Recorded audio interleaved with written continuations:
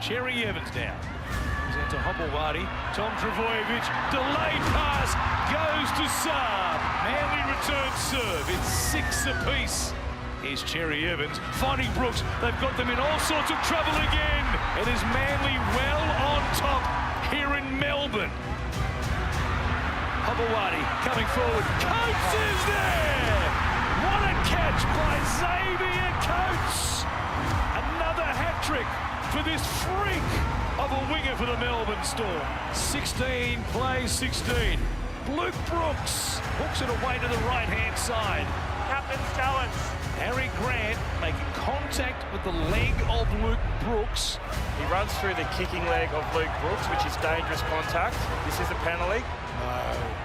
Wow. And the kick will come from right in front of the post.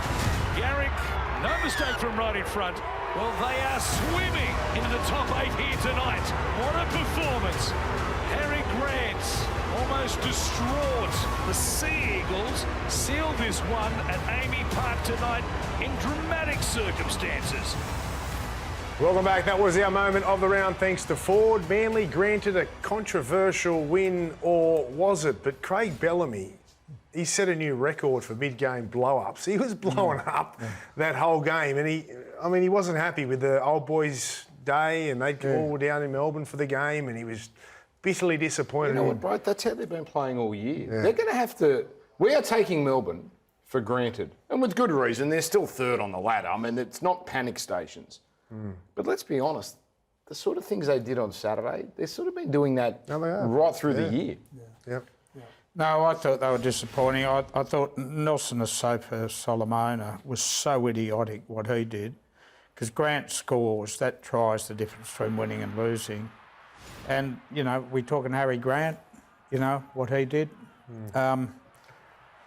Absolutely no intent there to... You know, it was a charge down. He had his back to it, but that's the rule. He'd been warned. He's done it before. Well, yeah, some people weren't happy with this. They thought it was maybe the wrong call or the game just taking it too far with the charge down of Harry. But, Rudy, he's done it before. He has done it before. And it was only the week earlier, right? He got warned. He got a warning the week earlier, but this has been the rule all year, Braith. You just can't make contact with the kicker. And he has. And I know it's soft and it hasn't... Look... Luke Brooks is never really in any danger, right? But that is the rule. You cannot, and players know it, you cannot make contact with the kicker, with the kicker's leg. And Harry, as you said, he got a concerning act notice from the NRL last week for doing the exact same thing. So there's no excuse for that. Well, here it is here, right? So, you know... Again, it's not the world's... It isn't, right? It's not that dangerous, or it can possibly be, but you kind of watch that one against Brooks and you go, you know what, that's a bit unlucky. But then when you see this only the week before from Harry, it's a habit. But Braith, and we know why this was brought in. It was all on the back of Lockie Ilias and that bad leg break he had last year. That played a big... So we know what sort of damage this can cause to players. So kickers need to be protected, and you've just got to be better than that. Wasn't he that was sin bin last year against Cronulla? Daniel Atkinson. It was certainly in Melbourne, and I've got a feeling it was Harry Grant. Now, the sin bin was over the top, but there's form there. The irony is that Manly, and you say that it came in this year, last year in New Zealand, I clearly remember them losing a footy in the same game. The earliest one was last year when Lockie got injured. Yeah, but Manly lost the game in New Zealand from the very same thing. Now, Buzz, you think the DCE tackle proved the difference, and you can see now why the Roosters want him. I can. It was a sensation. What are you laughing at before you... Well, fair dinkum. His campaign to have the captaincy taken off him. He's basically said, why are they signing this bloke? And now it's Nadia Comaneci at best. It's about Geez, you're an unpleasant bloke to watch on Monday night. Aren't I allowed... It was a great tackle. Aren't I allowed to take 22 weeks to digest everything and then change my mind? It was a sensation. It was a sensational It was a great tackle, amazing tackle. And having... watched the Roosters halves at Shark Park the other night, where there was no great organisation. We talk about St George. I can understand why they brought him in for a year now.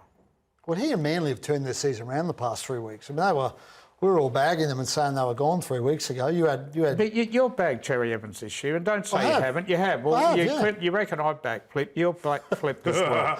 And mate, can I tell you something? The way he coped with his Origin sacking, it was a sacking, it was a heavyweight sacking, captain of the side, he didn't whinge, didn't sulk, got on with the job.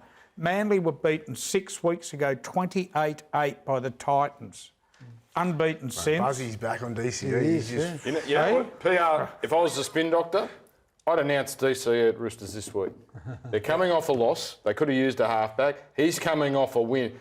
Why not this week? Everyone knows it's happening. Why are they holding off? I don't know. I I don't honestly, think anyone knows. But you said Manly's... What Manly did is a shock to nobody, right? Their best is not...